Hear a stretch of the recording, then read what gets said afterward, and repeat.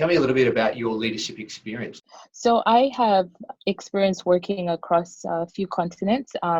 I basically started off my career in telecommunications. So I was part of the business development team that led when mobile phones were introduced to Zimbabwe and Botswana, I was part of that team. So people didn't even know what mobile phones were.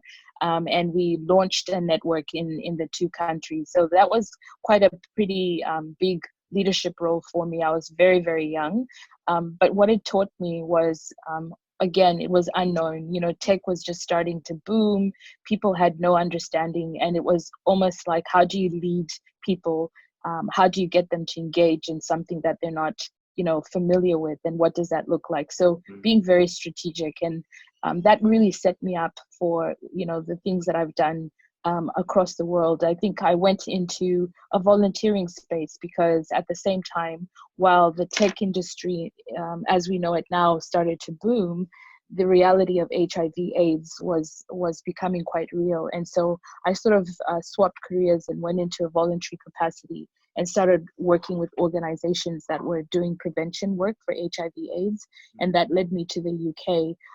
But I was working for an organization that had been predominantly for gay men.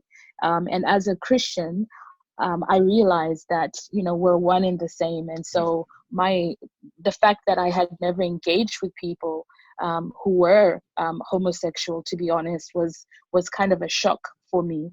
And then I realized that, we still had the same, values in terms of what we wanted. So that then shifted me into what I'm now doing, which is, diversity and inclusion. And so I say to people, I never chose the work of diversity and inclusion. My life experience led me to it. And that got me senior roles in Australia, in Zimbabwe, in London, and also in the USA. So I've been doing quite a lot of initiatives across the countries around bringing systemic changes to some of the structures that we have.